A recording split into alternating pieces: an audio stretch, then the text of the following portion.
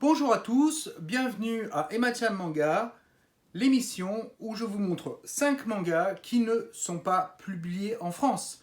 Et pour commencer donc cette nouvelle émission, je vous propose aujourd'hui donc ces 5 titres que vous voyez ici et dont la description est dans les commentaires juste en dessous.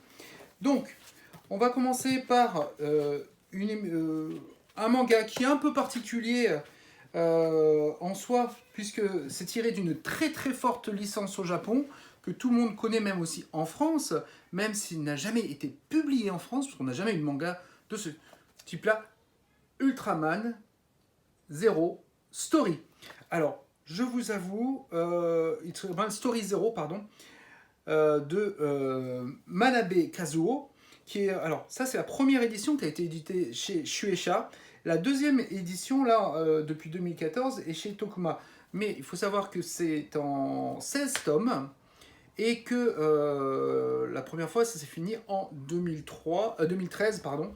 Et donc il y a chez Tokuma on peut avoir une nouvelle édition avec des nouvelles couvertures, des petites rectifications. Alors, vous allez me dire pourquoi est-ce qu'il nous présente un truc sur le toku, tout ça parce que il aime le toku. Non, non, pas du tout. Alors, si je vous présente celui-ci, tout d'abord, c'est parce que c'est un excellent manga. On n'a pas besoin de connaître l'univers d'Ultraman, on n'a pas besoin de connaître le tokusatsu et autres pour apprécier ce manga. Il a un graphisme, comme vous pouvez le voir, très très proche je dirais, de Hara Tetsuo, puisque pour moi, graphiquement parlant, c'est du Hokuto no Ken. C'est vraiment très très beau dessiné, beaucoup de détails, énormément d'utilisation de trames. Ensuite, si on est fan de Ultraman, alors là, c'est un vrai petit bijou, puisque même à la fin, alors ça je ne vous l'ai pas mis sur la vidéo, mais à la fin vous avez quelques croquis de Ultraman, Ultraman A, Ultraman Taro, Seven, Zophie. Bon, ça parle pas à tout le monde, mais je peux vous assurer que même les fans vont prendre énormément plaisir dans ce titre de Manabe Kazuo. Alors, c'est vraiment un excellent titre pour sa qualité graphique, les découpages, les actions. Si vous aimez la science-fiction en général, si vous aimez les histoires épiques, parce qu'il y a beaucoup d'épiques à l'intérieur, puisqu'on va avoir nos différents Ultraman qui vont aller sur des mondes différents, et on va voir les histoires avec des Ultraman assez différents, puisque le tout premier Ultraman qu'on va voir, c'est le premier Ultraman que tout le monde connaît. Le deuxième, ensuite, il y aura une histoire avec je vais y arriver, avec Seven, bien sûr. Et je vous avoue, tout commence avec la destruction du pays de la lumière, donc Hikari no Kuni, qui est l'univers des Ultraman. Et comme vous pouvez voir, franchement, c'est super beau. Enfin, c'est bien dessiné, les proportions sont jolies. Moi, c'est un titre, sincèrement, que je vous recommande. Je vous laisse encore un peu regarder là, juste regardez là. Vous allez voir un peu. Voilà, vous pouvez voir là, c'est franchement bien dessiné. Il y a du détail, c'est beau. Les couvertures sont belles, les 16 couvertures sont super belles. C'est tellement beau que d'accord que je suis fan de Toku, mais c'est pas pour ça que j'ai acheté la suite. Voilà, j'ai carrément acheté la suite. Oh, bien sûr, j'ai acheté à Akiba, puisque c'est. J'ai acheté d'occasion, mais ça vaut vachement le coup. Il n'y a que 16 tomes. Voilà, donc Ultraman Story 0, je vous le recommande très très fortement. Et on n'a pas besoin d'aimer le Toku pour apprécier un titre de cette qualité, graphiquement et autres. Ensuite, voici un deuxième titre en 5 tomes de Gunjo Piz qui s'appelle, alors en français ça se prononce pérennial, mais ça se prononce palénial parce qu'il utilise A. C'est l'histoire d'une demoiselle qui est un peu spéciale, puisque c'est une vraie psychopathe. Voilà, une psychopathe dans la ville de Alami. Et elle tombe amoureuse de l'inspecteur qui enquête sur elle. À savoir c'est une demoiselle qui est protégée, Ce livre est quand même n'a pas à mettre dans toutes les mains. Je dirais au-dessus de 14 ans. C'est pas explicite point de vue des scènes un peu problématiques. Il n'y a pas tant de sang que ça qui apparaît, mais les scènes sont psychologiquement assez, comme vous pouvez le voir là, vous pouvez regarder là, vous verrez, c'est assez dur quand même. C'est 5 tomes, par contre, c'est très très beau. Regardez-moi tout ça, c'est vraiment super beau. Vraiment très très beau. Moi, je le recommande fortement, ce titre, pour sa qualité graphique et scénaristique. C'est qu'en 5 tomes, j'espère qu'il sortira en France. Il était sorti chez Coamix, au Japon. Euh, Très très bon titre que Parénial, excusez-moi, je vais le prononcer Parénial, même en japonais, et en français Pérénial, ça s'écrit comme ça. Vous avez de toute façon les références juste en dessous, juste en dessous, et n'hésitez pas à dire si ça vous intéresserait qu'un manga comme ça sorte, ou même les autres que je vais vous présenter là, euh, si ça vous intéresse de voir ces titres en France. Les deux premiers, je vous avoue, je serais content qu'ils arrivent en France. Un, parce que ce serait un premier Ultraman de très bonne qualité, et celui-ci parce que il est super, simplement génial. Ensuite, je vais vous présenter un troisième titre. Alors, celui-ci est un peu atypique en soi, même s'il est de très grande qualité. Ça s'appelle Sakire King's Style Joe. Oui, le titre est en anglais. Le titre est en anglais. Et c'est sur le mahjong. Alors vous dites mahjong, mais c'est chiant. Alors, je vous avoue, dans ce manga, il arrive à rendre le mahjong excitant. Les scènes sont dynamiques. Pour moi, c'est le Hikaru no Go du mahjong sans les fantômes, mais avec un petit surdoué. J'ai oublié de vous dire quelque chose d'important. Donc, il est dessiné, composé par Ritz, comme l'hôtel Kobayashi, et Sakurako Gokurakuin, qui sont tous les deux aux manettes. Donc c'est le premier tome. Là, je vous laisse un peu regarder le visuel. Vous verrez que déjà c'est très bien dessiné. Vous avez vraiment beaucoup de choses, de très jolies choses.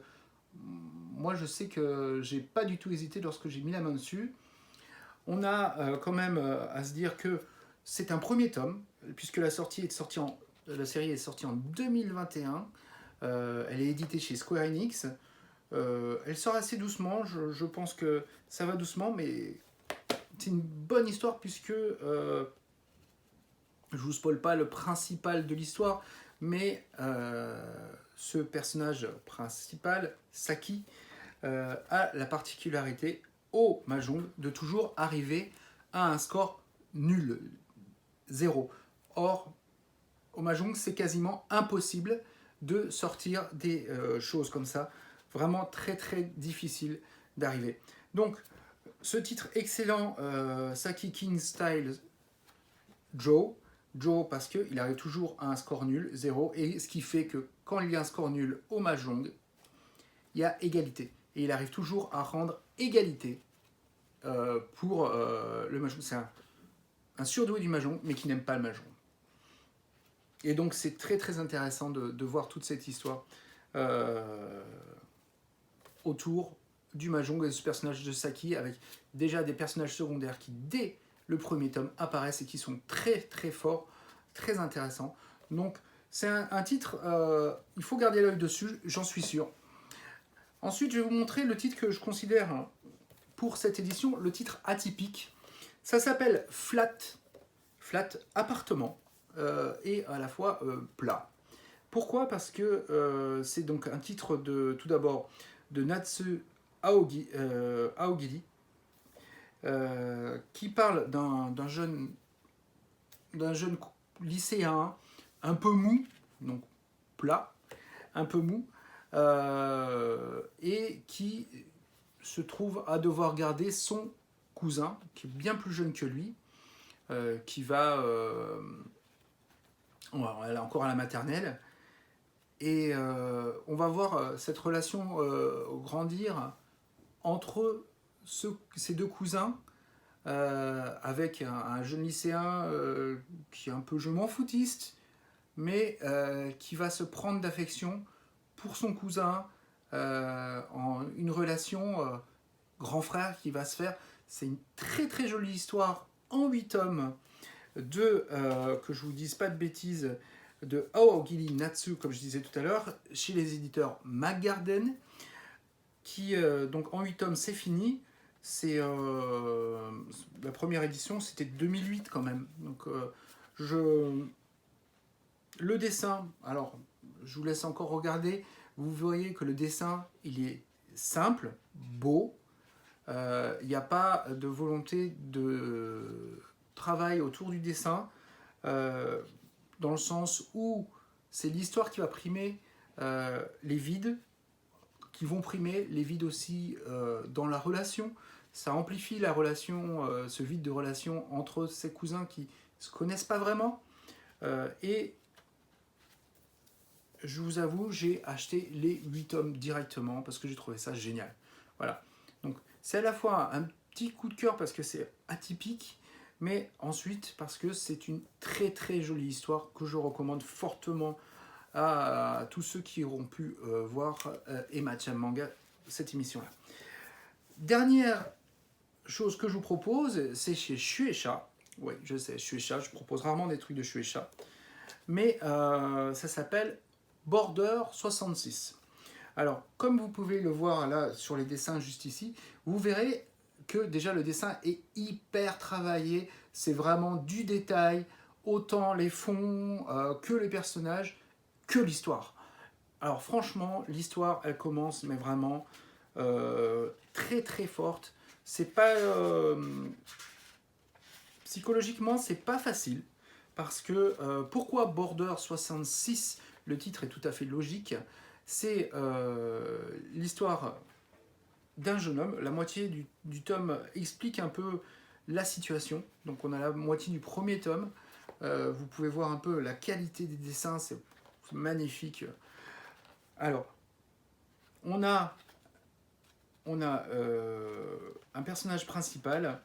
Son père et son frère sont partis en Antarctique, donc au pôle sud, et font du forage pour vérifier plusieurs choses et récupérer des éléments. Le problème, c'est qu'apparemment, ce forage va créer un tremblement de terre énorme au niveau de l'Antarctique qui fait chuter plusieurs blocs de glace à l'intérieur de l'eau. Par exemple, il y en a qui fait plus de 1 million de tonnes qui tombent. La totalité fait plus d'1 million de tonnes qui tombent dans la mer, ce qui fait lever le niveau de mer de 66 mètres, d'où le border 66, puisque ensuite on va parler de garde-côte et de sauveteurs en mer. Donc ces borders qui ont comme rôle justement de sauver tous ces gens qui vont être pris par les vagues. Et c'est l'histoire. La première partie, je ne vais pas vous spoiler, mais il y a un élément important qui arrive pour le héros, que vous pouvez voir sur la couverture, qui va devenir lui-même border. Et il y a actuellement 6 tomes. C'est toujours en cours de parution, toujours avec une qualité excellente. Il y a une vraie régularité dans ce trait magnifique trait. Vous regardez-moi tout ça, c'est superbe. Un trait, mais superbe. Donc moi, c'est vraiment quelque chose que je vous recommande. Border 66. C'est pas un coup de cœur, attention, hein, mais c'est d'une telle qualité. Donc dessiné par Yutaka Todo et Yoichi Komori. C'est une série assez récente, elle est de 2020, mais il y a déjà 6 tomes. Donc 3 tomes par an, c'est pas mal du tout. Je pense qu'on peut attendre pas mal de choses. il est possible que ce soit une série qui soit un peu plus longue. Je pense que c'est une série qui devrait dépasser les 15 tomes, hein, je pense, hein, vu la qualité de ce qui se passe par la suite. Tellement bien que de toute façon, moi j'ai acheté la suite. Voilà, j'ai acheté tout ce que j'ai trouvé au Book Off et au Lashing Bank, je les ai achetés. Donc voilà ce que je peux vous dire sur ces 5 tomes que pour cette émission de Emma-chan Manga, je vous propose.